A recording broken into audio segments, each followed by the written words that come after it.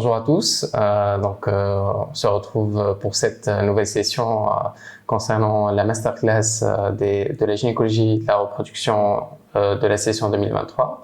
Donc, je suis Dr Taïeb Lache, spécialiste en endocrinologie de la reproduction.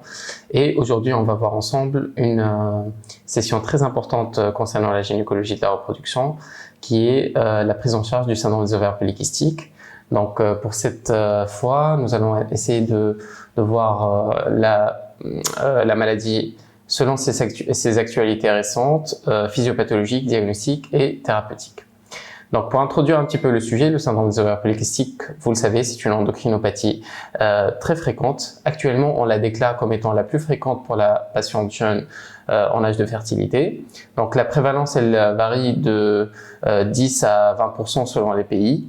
Et actuellement, en plus d'être l'endocrinopathie la plus fréquente de la femme jeune, elle est aussi la cause la plus fréquente d'infertilité. Donc, ce qui distingue cette pathologie par rapport aux autres endocrinopathies, c'est qu'elle a une physiopathologie très complexe. Et c'est sa physiopathologie qui va rendre sa prise en charge assez difficile pour certains médecins spécialistes de la maladie. Donc, elle est aussi grave par ses retentissements, puisque c'est une pathologie assez systémique qui va toucher plusieurs organes. Et donc, il y a des retentissements de l'ordre de l'infertilité, métabolique et psychologique. Pour les thérapeutiques, nous allons les voir en fin de parcours.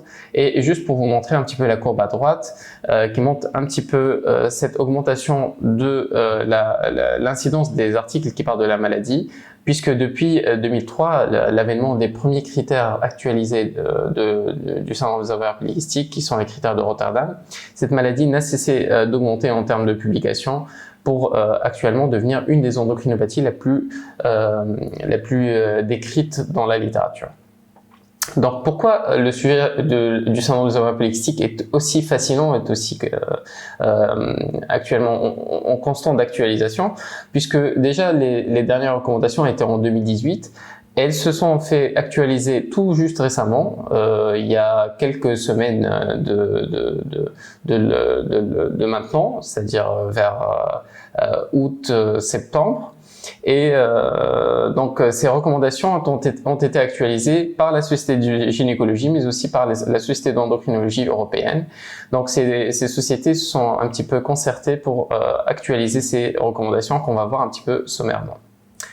Donc, si on essaie de voir un petit peu la maladie sur sa vision un peu générale, tout le monde connaît un petit peu la description classique du syndrome des ovaires polykystiques, à savoir des ovaires polykystiques, une hyperandrogénie, que ce soit clinique ou biologique, et des troubles du cycle. Donc, la définition est un petit peu plus détaillée ultérieurement dans la présentation. Donc, cette présentation va essayer de décrire un petit peu les conséquences des troubles hormonaux que ont les patientes qui ont un syndrome des ovaires polykystiques. Mais donc, si on essaie un petit peu de creuser pourquoi ces symptômes se déclarent chez la femme avec la maladie, avec les troubles hormonaux ovaires polykystiques, on va voir en fait que cette triade n'est que la surface d'un iceberg qui en fait cache une maladie beaucoup plus complexe que ça, d'ordre génétique, métabolique, hormonal, environnemental, psychologique et etc. Donc, si on essaie de creuser un petit peu, vous allez voir qu'il y a des troubles hormonaux, de la sécrétion de la GnRH, du ratio FSH-LH, de la sécrétion des androgènes, de l'insulinorésistance, etc. Et un petit peu plus complet, on va voir un petit peu une physiopathologie qui est extrêmement complexe. Je vous montre un petit peu des schémas qui ont été publiés tout juste récemment, il y a même pas un an, où on essaie un petit peu de faire un sommaire de la physiopathologie, mais on va voir ensemble que essayer de résumer le syndrome des ovaires polykystiques en 1 heure, c'est une chose un petit peu complexe. Donc, d'où l'intérêt de cette présentation. J'ai essayé de faire un petit peu un tour sommaire de la maladie pour créer une physiopathologie plutôt abordable sur la prise en charge thérapeutique. Et donc, si on essaie un petit peu de résumer cette physiopathologie, j'ai choisi de parler de 3 aspects principaux du syndrome des ovaires polykystiques, à savoir l'aspect génétique, parce que oui, le syndrome des ovaires polykystiques a une empreinte d'ordre génétique. Et si on va parler de la génétique, on va parler un petit peu au début de l'approche gène candidat, qui est l'approche un petit peu comme on parle d'un Graal, c'est-à-dire les médecins essaieront de trouver un gène qui déclenche la maladie. Vous allez voir que en fait, il n'existe pas un seul gène du syndrome des ovaires polykystiques. Ensuite, on va parler des dernières études de la Genome-Wide Association Study, qui ont un petit peu posé les piliers de cette maladie et expliqué un petit peu la génétique du syndrome des ovaires polykystiques. L'épigénétique est fondamentale dans le syndrome des ovaires polykystiques puisque dès qu'on va parler d'une perturbation environnementale du phénotype clinique, on va parler de modifications épigénétiques parallèles. Et à la fin, un petit mot sur la transmission transgénérationnelle. Ça, c'est un gros chapitre dans le syndrome des ovaires polykystiques, puisque une patiente qui va venir consulter pour un trouble de la fertilité lié au syndrome des ovaires polykystiques, en fait, on va voir ensemble que cette prise en charge devrait être bien en amont de la prise en charge de la fertilité pour essayer d'éviter cette transmission transgénérationnelle et améliorer l'aspect hormonal de la transmission vers le fœtus. Le deuxième volet de la physiopathologie, c'est le volet environnemental, qui est un volet capital dans la description de la maladie et dans la genèse de la maladie du syndrome des ovaires polykystiques. Donc, quand on va dire environnement, on va certainement parler de la prise en charge de l'obésité et l'impact de l'obésité sur la description de la maladie. L'insulinorésistance qui est aussi un élément capital dans la physiopathologie, puisque on sait dès qu'on va prendre du poids, il va y avoir majoration de l'insulinorésistance, mais pas uniquement, parce que même les patientes qui sont un petit peu maigres ou un BMI normal, elles peuvent avoir une insulinorésistance d'ordre génétique. Ensuite, le stress oxydatif, ça c'est très important quand on va parler de l'environnement. Et à la fin, un petit mot sur le microbiote intestinal. Ça aussi, c'est un chapitre qui est en vogue actuellement. On va pas trop s'étaler sur certains détails pour ne pas rendre la présentation très longue. Et à la fin, si on va parler de la génétique de l'environnement, on va parler des retentissements et aussi de la modification de la stéroïdogenèse et son impact sur la fertilité. Dans quelques aspects de la stéroïdogenèse et de la fertilité, notamment l'hyperandrogénie, qui est aussi un critère diagnostique du syndrome des ovaires polykystiques, le retentissement sur les anomalies folliculaires et de la fertilité, et les altérations neuroendocrines, qui est aussi un chapitre important, notamment concernant la description de la signalisation de la quispépine, l'hormone principale qui déclenche la pulsatilité de la GnRH. Donc, on va essayer de balayer un petit peu ces aspects sommaires, puisque si on va essayer de traiter la maladie, il faut comprendre un petit peu la genèse de ce syndrome. Donc, si on essaie de s'atteler un petit peu sur la génétique, on va partir un petit peu pour parler de l'historique de la maladie. Et donc, cette approche gène candida qui a été initiée au tout début pour chercher un petit peu le gène qui déclenche la maladie ou certains gènes qui en sont capables. Mais en fait, on a vite compris que parler d'un gène candida dans le syndrome des ovaires polykystiques est quelque chose de impossible, puisque le syndrome des ovaires polykystiques a une orientation génétique polygénique, c'est-à-dire elle répond un petit peu plus aux maladies métaboliques qui sont transmises par de nombreux gènes qui se chevauchent pour donner un phénotype qui ressemble un petit peu aux maladies métaboliques, notamment le diabète de type 2 et l'obésité. Donc cette approche gène candida est un petit peu obsolète puisque très peu de gènes isolants ont pu satisfaire les critères, et les raisons c'est la variabilité phénotypique du syndrome des ovaires polykystiques, l'absence d'une définition précise, etc. Maintenant, les études de Genome-Wide Association, GWAS, qui sont un petit peu le piédestal important pour la description génétique du syndrome des ovaires polykystiques. Et comme vous le voyez maintenant un petit peu, il existe avec ces études une variabilité phénotypique attestée concernant le syndrome des ovaires polykystiques, notamment dans les différentes ethnies, différents pays. Et un petit peu en bas, on voit un petit peu les différents gènes qui sont impliqués dans le syndrome des ovaires polykystiques, donc ils sont très nombreux. On ne peut pas parler de certains gènes précis, mais il existe plusieurs aspects qui vont perturber le fonctionnement hormonal et qui vont déclencher un certain nombre l'aspect phénotypique du syndrome des ovaires polykystiques. Et parmi ces principaux gènes, nous allons voir les anomalies de la fonction des gonadotrophies qui sont importantes, qui vont donner les anomalies de la pulsatilité de la FSH, de l'ALH, principalement de la GnRH et de l'ALH. Et ensuite, les gènes de l'hyperactivité ovarienne qui vont perturber un petit peu le fonctionnement ovarien. Mais surtout les gènes de l'insuline et de l'insulinorésistance qui sont les gènes qui sont transmis un petit peu avec le phénotype obèse et le phénotype métabolique.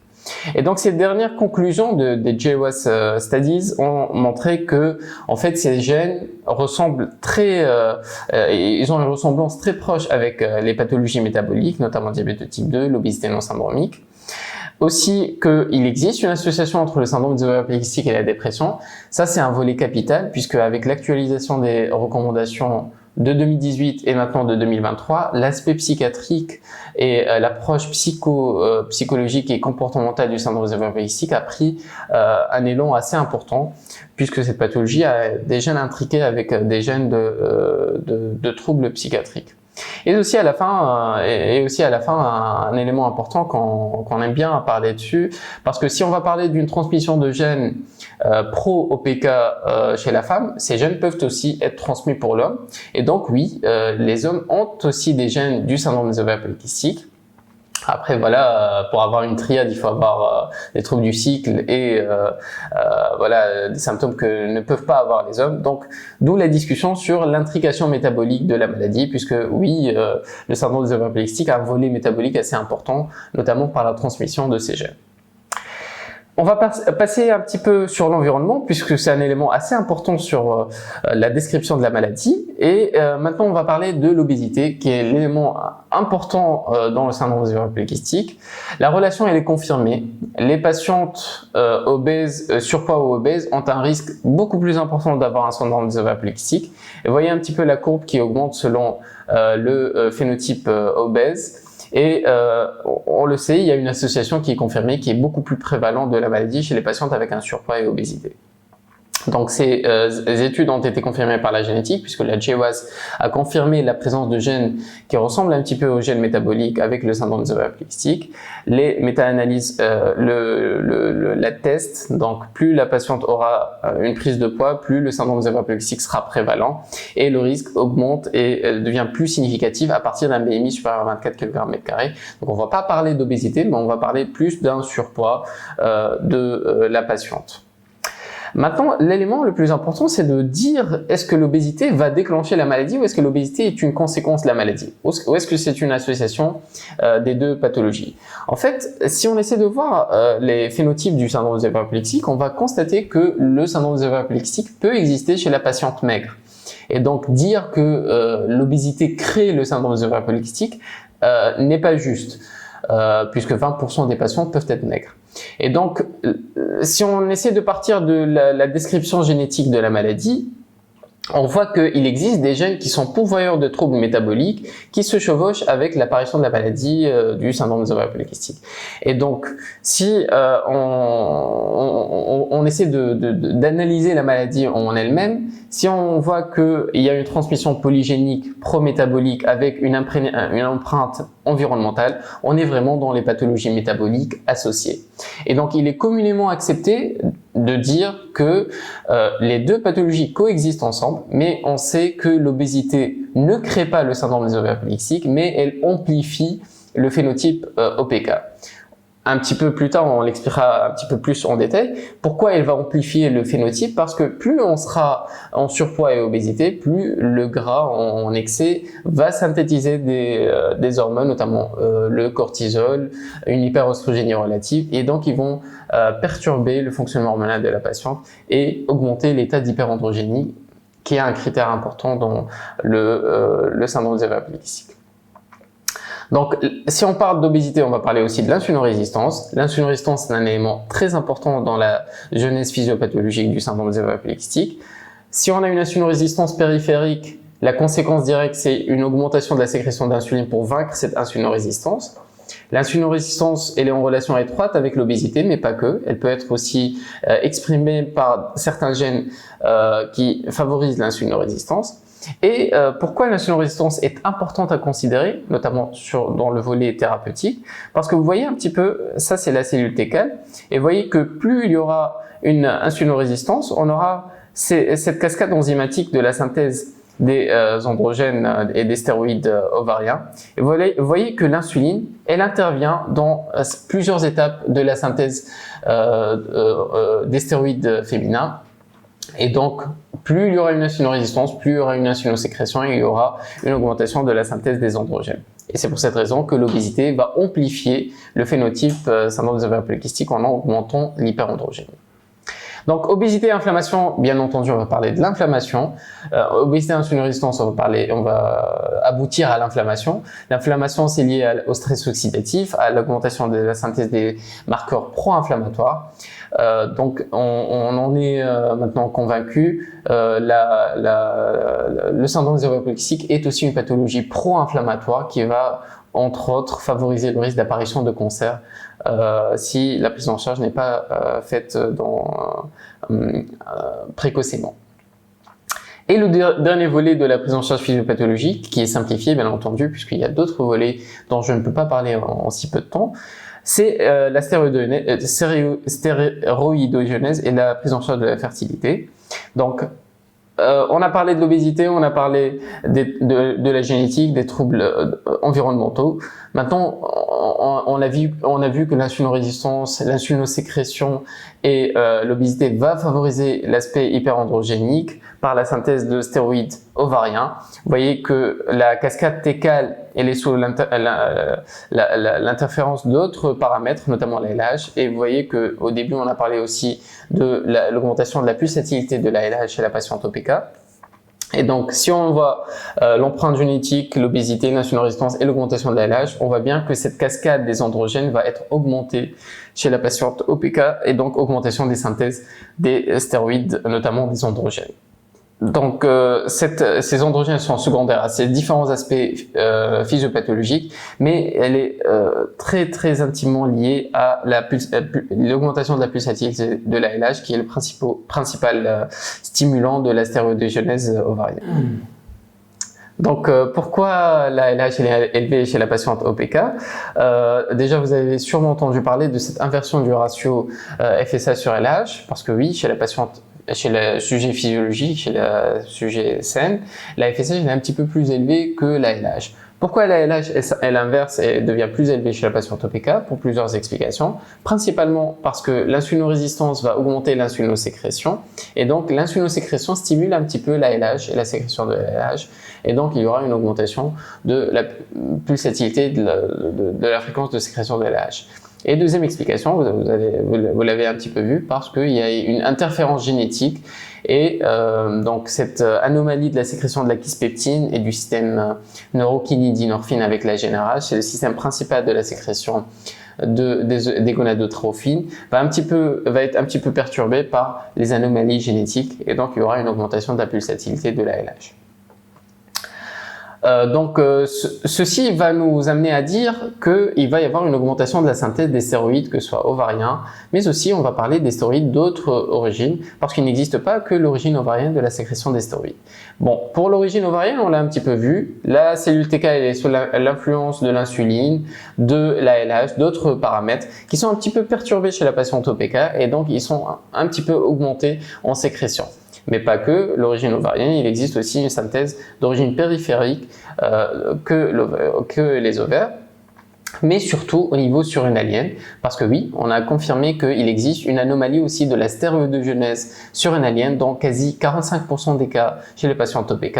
Donc maintenant, on ne peut plus dire que l'origine des androgènes est uniquement ovarienne. C'est un petit peu faux, parce qu'il existe aussi une anomalie de la sécrétion des androgènes au niveau de la surrénale. Et si on va parler de l'origine surrénalienne des androgènes, on va parler du SDHEA qui est l'hormone spécifique de la surrénale, puisque la SDHEA n'est pas sécrétée par les ovaires. Et donc si on essaie de voir un petit peu l'origine surrénalienne des androgènes, on va doser le SDHEA. Vous voyez un petit peu que le SDHEA n'est pas un androgène très important dans le phénotype hyperandrogénique du syndrome des ovaires polykystiques.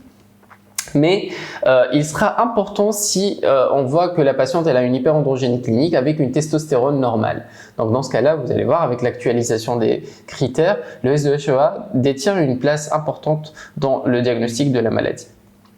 Le rôle de l'AMH, il a été un petit peu amplifié en 2023 parce que avant l'AMH, en fait, elle n'était pas utilisée pour le diagnostic du syndrome des ovaires polykystiques parce qu'il y avait une variabilité concernant le seuil de détermination du paramètre ou en plus la variabilité selon le phénotype clinique. Mais maintenant, en 2023, on sait que l'AMH elle est un petit peu importante pour décrire la maladie, mais surtout, il faut qu'elle soit déterminée selon le laboratoire. L'AMH, elle est corrélée au nombre de follicules ovariens, donc plus il y aura de follicules, plus l'AMH sera importante. Donc, elle un petit peu oriente vers le phénotype folliculaire de la maladie.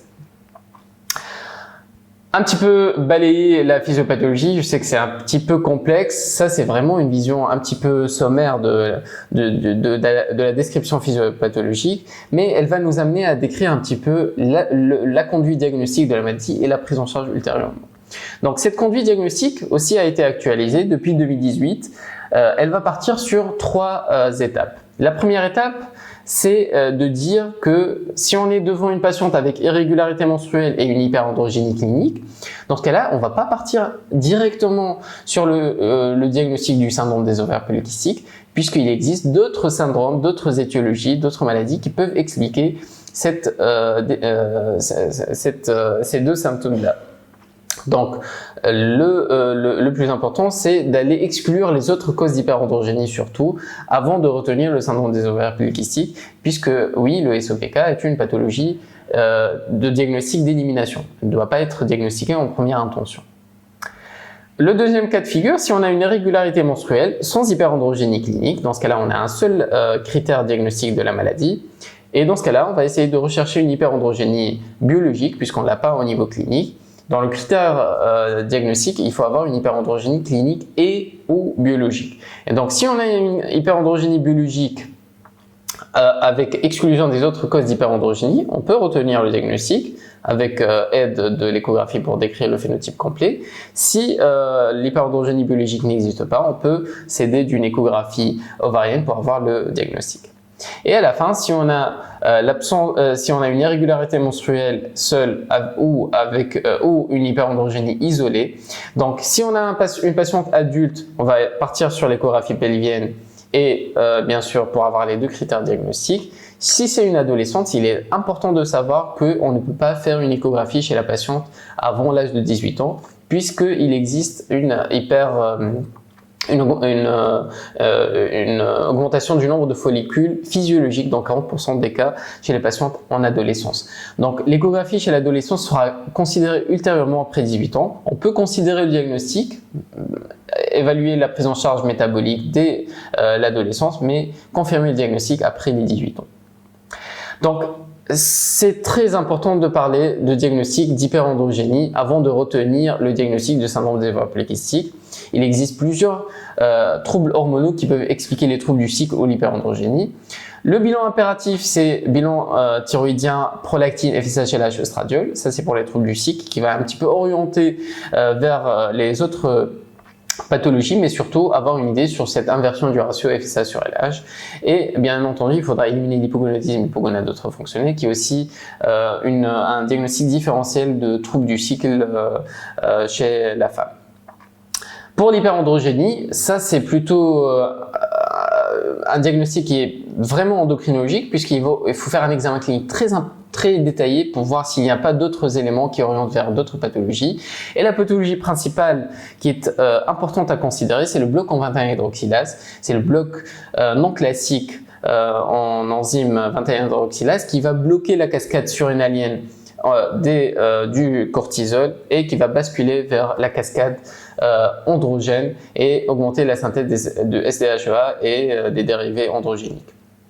Donc, très important si on a une patiente qui évoque le diagnostic OPK ou qui a une hyperandrogénie, d'éliminer le bloc en 21 hydroxylase par le dosage de la 17-hydroxyprogestérone entre AJ3 J5 du cycle.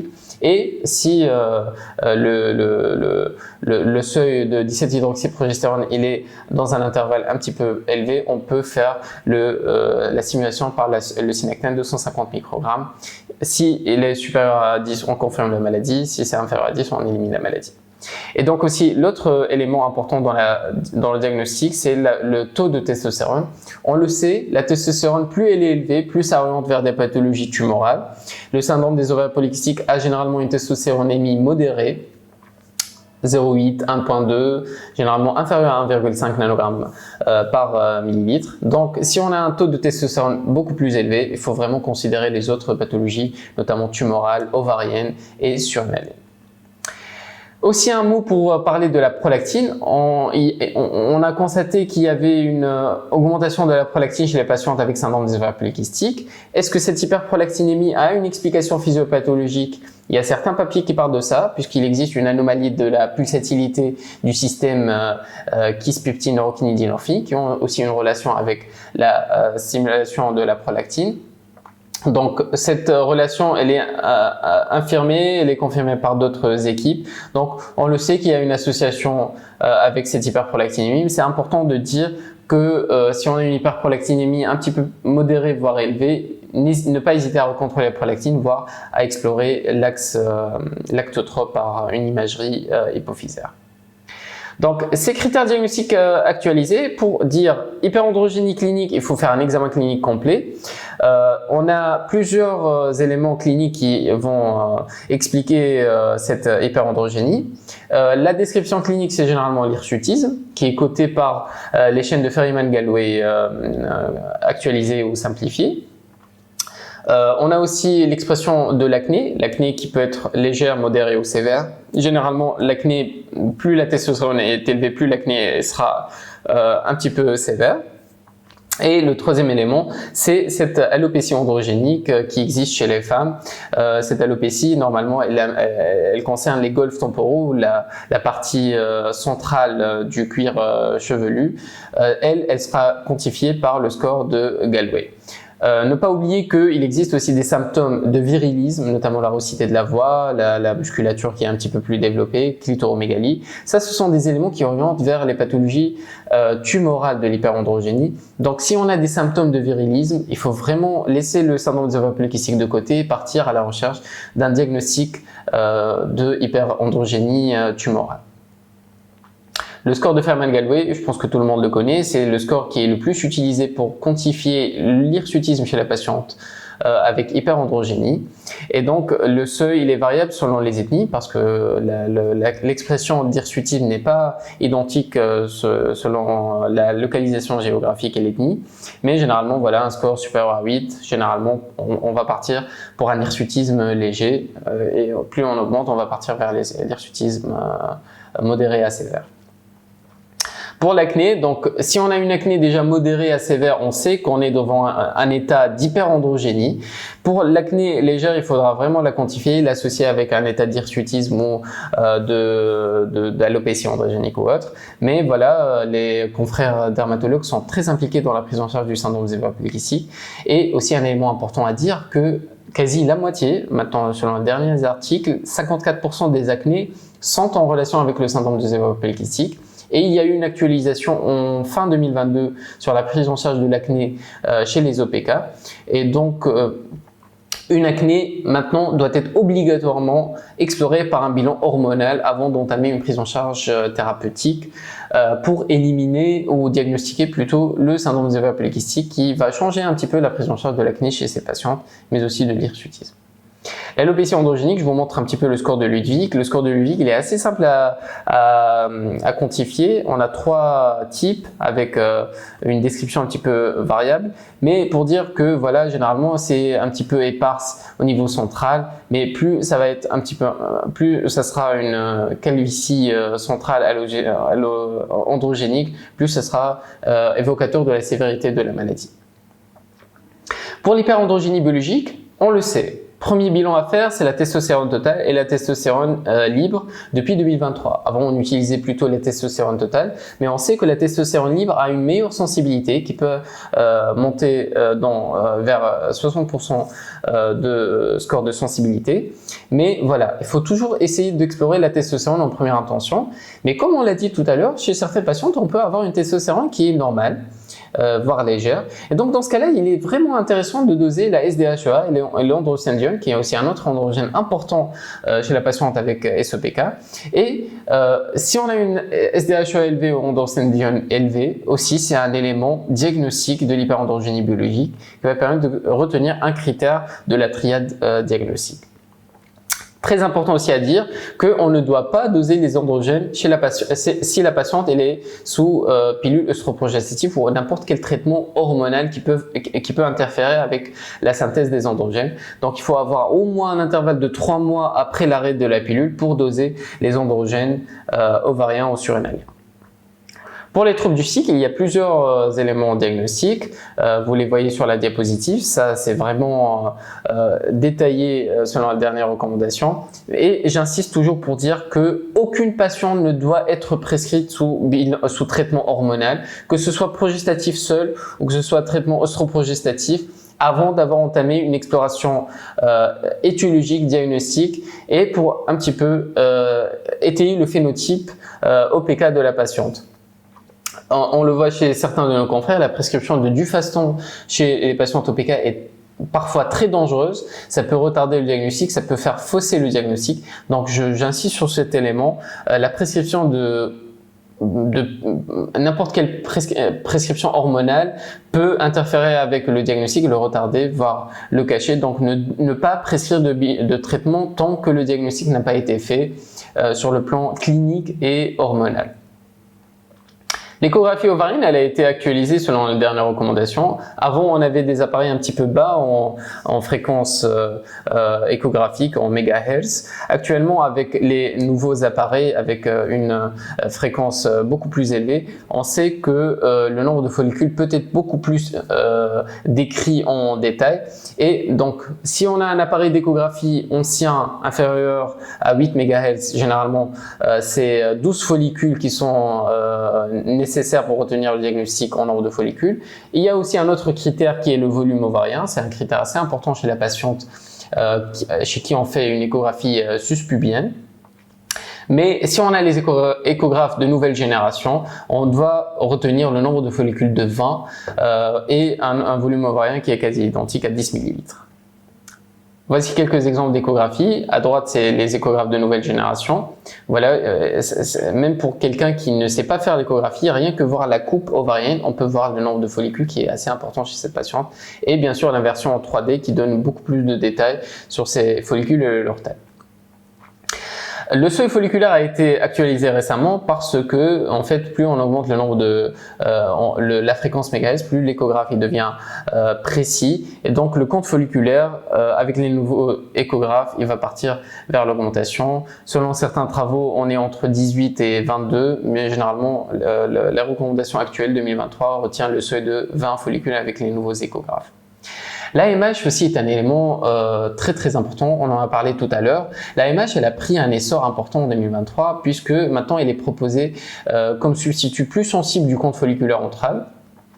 Et il y a une corrélation entre le nombre de follicules et aussi pour le diagnostic du syndrome des ovaires polykystiques. Mais comme vous le voyez, donc l'AMH ne doit pas être utilisé chez les patients, chez les adolescents, puisque comme on l'a dit, il peut y avoir une augmentation du nombre de follicules physiologiques. Et l'AMH, elle ne doit pas être utilisée en première intention, c'est-à-dire en faisant d'autres recherches de critères diagnostiques. Soit on fait l'échographie, comme ça on aura le nombre de follicules, soit on peut faire l'AMH qui peut orienter vers le nombre de follicules ovariens. Et donc, après avoir décrit les 3 critères diagnostiques en détail, maintenant on sait qu'il existe 4 phénotypes cliniques du syndrome des ovaires polykystiques, dépendamment de la présence ou pas des critères diagnostiques. Donc, pour faire simple, le phénotype A, qui regroupe les 3 critères diagnostiques, c'est le phénotype le plus fréquent. Vous voyez déjà dans les études, ça c'est une revue assez récente. Donc le phénotype A, c'est le phénotype complet qui regroupe la triade clinique, hyperandrogénie clinique et ou biologique, trouble du cycle et ovaire polycystique échographique. Donc si on a les 3 critères, on est dans le phénotype A. Si on est devant l'hyperandrogénie avec les troubles du cycle, on a le phénotype B qui est aussi un phénotype le deuxième le plus fréquent, et bien entendu plus on enlèvera un critère, on partira vers les phénotypes rares. C'est les phénotypes un petit peu généralement maigres, qui sont pas très métaboliques mais qui peuvent avoir une insulinorésistance. Mais sommairement, le phénotype A, c'est le phénotype qu'on dit classique et qui va surtout regrouper les complications métaboliques les plus importantes avec un BMI important. Donc c'est le phénotype qui s'exprime le plus fréquemment, qui est très fréquent dans les populations asiatiques et dans les populations méditerranéennes. Le phénotype B aussi corrèle un petit peu aux comorbidités métaboliques, moins important que le phénotype A. Phénotype C et D, ce sont vraiment des phénotypes qui sont rares, surtout le phénotype D, qui est le phénotype qui est maigre, avec moins de complications métaboliques, mais qui associe une hyperandrogénie et des troubles du cycle de façon importante. Pourquoi parler du syndrome des ovaires polykystiques? Parce que le syndrome des ovaires polykystiques, ce n'est pas uniquement la prise en charge de l'hirsutine, des troubles du cycle, de l'infertilité, absolument pas. Le syndrome des ovaires polykystiques cache des comorbidités parfois sévères, parfois complexes, qui sont importantes à être dépistées, prises en charge, parce qu'elles peuvent retentir ultérieurement sur le pronostic métabolique de la patiente. Ça, c'est une étude qui est très intéressante pour dire que plus la patiente sera jeune, plus on partira vers les troubles d'ordre fertilité et dermatologique, et plus on partira vers la patiente en âge avancé, plus l'apparition des pathologies métaboliques vont être présentes. Donc ça c'est un schéma qui est très intéressant qui a été publié dans la revue European Journal of Endocrinology 2017, et pour dire que plus la patiente sera jeune, plus les aspects cliniques sont d'ordre phénotypique, dermatologique et sexuel. Mais plus la patiente elle va augmenter en âge, plus les pathologies métaboliques vont apparaître, notamment les pathologies liées à l'obésité, le diabète de type 2, le risque cardiovasculaire, etc. Donc c'est important de considérer dès le début du diagnostic ce spectre de la comorbidité du SOPK. Le risque vasculaire, il est augmenté chez les patients SOPK parce qu'on le sait, si on a une transmission des gènes pro-métaboliques, pro-insulinorésistance, pro-inflammatoire, on va avoir une augmentation du risque cardiovasculaire. Et donc, selon les dernières recommandations, même au moment du diagnostic chez la patiente jeune, il est important de faire un check-up cardiovasculaire, surtout chez les patientes avec un BMI élevé. Pour le trouble métabolique, il est aussi très fréquent, que ce soit un diabète de type 2, généralement chez la patiente un petit peu avancée en âge, mais surtout le diabète gestationnel qui est très fréquent chez la patiente avec SOPK, puisque le risque est multiplié par 5 selon l'ethnie, variable selon l'ethnie. Pour les cancers aussi, si on va parler d'une pathologie inflammatoire, on sait que l'inflammation de bas grade majeure le risque de cancer, cette insulinorésistance avec le stress oxydatif. Et donc il existe plusieurs cancers qui sont un petit peu augmentés chez la patiente SOPK, d'où la nécessité de prendre en charge cet aspect métabolique, obésité et inflammatoire. Les autres comorbidités, surtout psychosexuelles, elles ont été actualisées de façon étendue durant les dernières recommandations de 2023. La patiente OPK peut avoir une majoration du risque de dépression, du risque de troubles des conduites alimentaires, troubles de l'image de soi. Donc ces différents aspects peuvent être pris en charge par les psychiatres. D'où l'intérêt de la prise en charge multidisciplinaire du syndrome des ovaires polykystiques et la majoration du rôle du psychiatre dans cette prise en charge. Et j'en viens à la partie finale de ma présentation, c'est la thérapeutique. Pourquoi j'ai un petit peu fait long au début? Parce qu'en comprenant un petit peu la physiopathologie et l'aspect phénotypique, on peut maintenant orienter notre prise en charge thérapeutique pour la rendre adaptée selon les phénotypes cliniques. Donc cette prise en charge est très complexe, multidisciplinaire certes, on ne peut pas prendre en charge le syndrome des ovaires polykystiques par un seul spécialiste. Pourquoi? Parce qu'en voyant cette évolution de la maladie selon l'âge de la patiente, on sait que la patiente adolescente ne sera pas prise en charge identiquement quand elle sera en âge de procréation et pareil quand elle sera en âge de ménopause. Donc cette prise en charge doit être initiée depuis le début, progressive, adaptée selon l'âge, le phénotype et les désirs et les souhaits de la patiente pour sa prise en charge. Donc, pour cette raison, on a plusieurs molécules qui sont impliquées dans la prise en charge du syndrome des ovaires polykystiques. Et encore, cette liste, elle est en train de s'allonger de plus en plus avec l'avènement des nouvelles molécules pour la prise en charge métabolique, notamment les analogues GLP-1, inhibiteurs GLT2, etc. Et pour dire que, vous voyez dès le début, les molécules principales ou la prise en charge principale du syndrome des ovaires polykystiques qui va essayer de prendre en charge les 3 critères diagnostiques. Ce sont les éléments de la prise en charge métabolique parce que le SOPK doit être pris en charge à n'importe quel moment du diagnostic sur le volet métabolique et surtout sur le volet prise en charge de l'obésité et de l'insulinorésistance. Un petit peu plus en détail, l'activité physique, c'est le piédestal ultime de la prise en charge du syndrome des ovaires polykystiques. La patiente qui vient consulter avec diagnostic d'OPK au moment de la fertilité, on le dit souvent, c'est un petit peu l'échec du système de santé parce que normalement la patiente, elle devait avoir des symptômes antérieurs. Un OPK ne doit pas être prescrit, elle ne doit pas être diagnostiquée au moment de la fertilité. On a raté un petit peu du temps dans sa prise en charge. Donc, dès le début, dès qu'on diagnostique ou on évoque un phénotype métabolique obèse ou un phénotype OPK, il faut partir vers la prise en charge avec activité physique. Pourquoi? Parce que l'activité physique va diminuer l'insulinorésistance, va améliorer ce stress oxydatif, diminuer l'inflammation de bas grade. Elle améliore tous les aspects de la prise en charge de l'OPK, notamment l'hyperandrogénie, le poids, même la fertilité. Donc, les règles hygiéno-diététiques, notamment l'activité physique, est importante. Ensuite, c'est la metformine. La metformine, avant, elle n'avait pas l'autorisation de mise sur le marché chez la patiente OPK. Avec les nouvelles recommandations, maintenant la metformine, on le sait, elle a l'AMM et elle peut être prescrite chez les patientes avec syndrome des ovaires polykystiques. Les endocrinologues adorent la metformine, notamment aussi les médecins qui se spécialisent dans la prise en charge métabolique. Pourquoi? Parce que la metformine, c'est une molécule qui n'est pas uniquement destinée à vaincre cette insulinorésistance. Au contraire, elle a aussi d'autres éléments pléiotropes qui sont aussi présents chez la patiente avec syndrome des ovaires polykystiques. La metformine améliore la fertilité, l'insulinorésistance, le risque cardiovasculaire. Elle a aussi une action dans le prédiabète, donc d'où son intérêt chez les patientes OPK avec prédiabète initial. La dose doit être progressive, ne pas aller à des doses très importantes au début puisqu'il y a des effets gastro-intestinaux qui peuvent un petit peu altérer l'acceptation de la molécule. Mais la metformine, il faut la prescrire dès que possible parce qu'elle a beaucoup d'utilité et d'intérêt dans le SOPK. Aussi le myo-inositol qui est aussi une molécule insulinosensibilisatrice. Il a gagné il a gagné en essor ces dernières années, mais surtout en 2023. Le myo-inositol est aussi une alternative à la metformine. Ils peuvent être prescrits les deux en même temps, mais généralement il y a des effets indésirables qui se chevauchent. Le myo-inositol a moins d'effets indésirables gastro-intestinaux. Donc généralement, si on a une intolérance à la metformine, on peut prescrire le myo-inositol. Il ne faut pas oublier qu'il est un petit peu plus cher que la metformine, avec une prescription de l'ordre de 3 à 4 grammes par jour.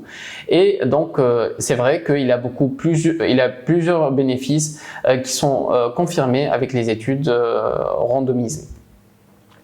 Les thérapies contre l'obésité, c'est un élément très nouveau. La prise en charge par les analogues GLP-1, par les inhibiteurs GLT2, ils n'ont pas encore peut-être l'AMM dans toutes les molécules, mais devant l'avènement de ces molécules et leur prise en charge importante de l'obésité, on sait qu'ils ont un rôle dans l'amélioration du phénotype obèse du syndrome des ovaires polykystiques qui peuvent être intéressants. Pour les thérapies anti-androgéniques, la molécule de choix, c'est la pilule œstroprogestative qui est le premier traitement à prescrire chez les patientes avec une hyperandrogénie clinique. Pourquoi? La pilule œstroprogestative va diminuer la sécrétion de FSH/LH par feedback négatif, va un petit peu calmer cette perturbation hormonale qui est perturbée chez la patiente avec OPK. Et donc, selon les recommandations, il est important de considérer une faible dose en œstrogène parce que c'est l'action des androgènes qui est importante dans la freination de l'axe, notamment la LH. Et donc, une faible dose d'acétate de cyprotérone en progestatif, 5 mg, avec une faible dose d'œstrogène, c'est la molécule qui est recommandée. Les autres traitements, spironolactone flutamide, ne sont pas de première intention, mais peuvent être prescrits en association avec la pilule œstroprogestative, surtout que la spironolactone a une action assez intéressante sur l'hyperandrogénie. Ne pas oublier qu'il faut majorer la dose de spironolactone et surtout recommander une contraception chez les patientes avec spironolactone parce qu'elle est contre-indiquée chez les patientes avec grossesse parce qu'il y a un risque de féminisation du fœtus. Pour les traitements de la fertilité, en 2023, le létrozole est déclaré de première intention et va améliorer un petit peu l'ovulation dans 62% des cas. Avant, on avait tendance à prescrire le citrate de clomifène, mais maintenant ils sont mis à ordre égal. Létrozole, citrate de clomifène, bien sûr le létrozole peut-être est un petit peu plus cher, mais ils ont une action quasi identique dans l'amélioration de la fertilité de la patiente OPK. J'insiste encore pour dire que le citrate de clomifène en association avec la metformine, regardez, il a une action beaucoup plus intéressante. La metformine qui a l'AMM de prescription chez la patiente enceinte aux États-Unis, pas en Europe. Peut-être que ça va changer un petit peu en Tunisie récemment, mais la metformine, elle est très intéressante à considérer chez la patiente avec projet de fertilité en association avec le citrate de clomifène. Donc pour les méthodes interventionnelles, elles ne doivent pas être prescrites de première intention, puisqu'il faut toujours privilégier la prise en charge métabolique, règles hygiéno-diététiques et les molécules qu'on a proposées antérieurement, mais pour dire qu'on a des possibilités interventionnelles pour la prise en charge de la fertilité, notamment l'insémination intra-utérine et la fécondation in vitro. C'est un petit peu plus spécialisé côté gynécologie. Mais important de mentionner que les patientes avec OPK ont un risque de syndrome d'hyperstimulation un petit peu plus important que les patientes normales. Donc maintenant on a un petit peu vu de façon sommaire ces molécules, elles ne sont pas exhaustives, hein, très important pour le dire, et on essaiera de les regrouper en algorithme thérapeutique. Et au vu de la complexité de la physiopathologie, de la variabilité phénotypique, de le spectre évolutif et du souhait de la patiente aussi, on sait qu'on n'a pas une prescription standard chez la patiente OPK. Il faudra la cibler selon le phénotype et selon l'évolutivité clinique avec les besoins de la patiente. Les dernières recommandations, on les a depuis 2023. Il faut vraiment, comme on le voit ici, privilégier les règles hygiéno-diététiques et que ce soit l'activité physique, une bonne amélioration de la nutrition chez la patiente OPK, diminution du régime calorique, orienté vers un régime hypocalorique, régime méditerranéen à base de légumes, de poissons, huile d'olive, céréales, et éviter le plus possible le régime hyper sucré et gras. Donc, même la patiente au stade de fertilité, il faut vraiment insister sur la prise en charge métabolique de la patiente et sur la règle hygiéno-diététique. Et par la suite, si on n'a pas d'amélioration, on peut aussi associer la pilule œstrogestative qui reste toujours le traitement de première intention chez la patiente avec OPK. Comme on l'a dit tout à l'heure, 5 mg d'acétate de cyprotérone de préférence avec 20-30 mg d'éthynine de stradiol. C'est l'association classique la plus intéressante chez les patientes OPK qui va permettre de jouer sur la SRHPG qui capte la testostérone, mais aussi diminuer la pulsatilité de la LH. Donc, deuxième attention, si on n'a pas d'amélioration, on peut partir sur l'association de molécules pour jouer un petit peu sur l'insulinorésistance, sur l'hyperandrogénie, sur le poids. Et donc, une des meilleures associations qu'on a, c'est règle hygiéno-diététique, metformine et pilule œstrogestative. La metformine qui va amplifier un petit peu le rôle sur l'insulinorésistance pour essayer de diminuer un petit peu le poids. Elle est surtout intéressante chez les patientes avec un BMI supérieur à 25 kg/m², mais elle peut aussi être proposée chez les patientes maigres. Pour les autres anti-androgènes, chez la patiente qui a un état d'hyperandrogénie beaucoup plus important, ne pas hésiter à prescrire par exemple la spironolactone en association. Mais on peut aussi se limiter avec la metformine, avec les règles hygiéno-diététiques, qui est une excellente association chez la patiente obèse ou avec un BMI un petit peu plus important.